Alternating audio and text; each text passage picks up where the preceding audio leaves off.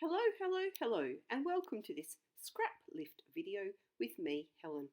Now, you saw the image of the page that I'm scrap lifting. I found it on Instagram and it's by Mari Clarke, a lady who I've followed for a while and admired her work. And when I saw it, I automatically thought of these flowery stencil things from Heidi Swap. I thought, finally, I'll get to use them. So that was the basis of this whole scrap lift. Now, I don't know about you, but I've been struggling over the Christmas break and the New Year. I'm also on summer holidays, and my scrapbook mojo has disappeared. But I find by doing a scrap lift, it actually kickstarts my inspiration and makes it easy for me to create a layout. So, and that's what I've done today. As you can see, I coloured up these flowers using some distress ink and I think some normal ink, some distress oxide and just distress ink, and glued them down. That's going to be the basis of my layout, or the central piece, and I'm just backing them with these two strips of paper here, because in my photo I'm wearing a black dress, so I really wanted some of that black to come through in the layout. And I decided I just needed to matte my photo a little bit, and luckily it fits almost perfectly in amongst those squares on this checkered or gingham paper here. And I'm just trimming it down to make sure I've got a little bit of a black border around my photo. Now, all the papers and embellishments, except for those two Heidi Swap flowery bits, are from Felicity Jane. They're pieces out of the kits I received towards the end of last year when I had a subscription, and I've just pulled out papers from random kits and, as you'll see later, some embellishments to make this layout. And I chose these colours because they kind of complement my photo. It's a very flesh and blonde-haired photo and blue background, but I didn't want those colours, and I liked the softness of these colours.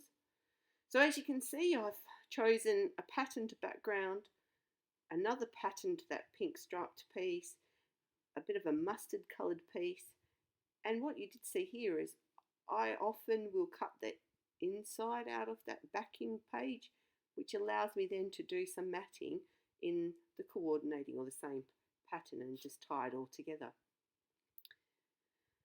And actually, I must say, this page came together really quickly. I followed Mari's layout fairly closely. She hasn't got this panel being 12 inches high like I have. When I got to this point, I must admit, I've just gone off and embellished it. I didn't have another look at her layout to see how she's placed her embellishments. I've just used the whole idea of the layout as a starting point. And I'm just fiddling, as you can see, with lots of different pieces, sticking them down, going, yep, that works. And I don't know if you've ever watched a lady called Inky Quill. It's another Aussie, very good. I like her, and she calls it her her stick and plonk. And basically that's what I tend to do as well. I put some adhesive on and stick it down and then work with it. And that's what I'm doing here. This piece I'm just sticking down now was actually a thank you card that came in one of my packs. And I didn't want the word hello, but I just wanted that touch of black at the bottom of the layout there. So, when you get something that you don't really like or you don't want, just cover it up with a few more bits and pieces. And little label stickers like that, or cutouts like that, work beautifully.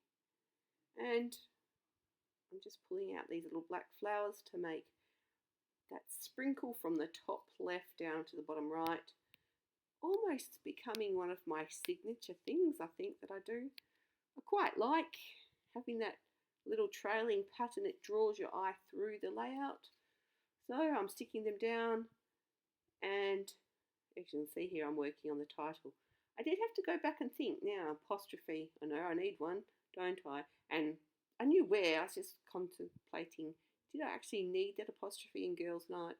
No, the night did belong to us girls, so I will go back in and put that apostrophe.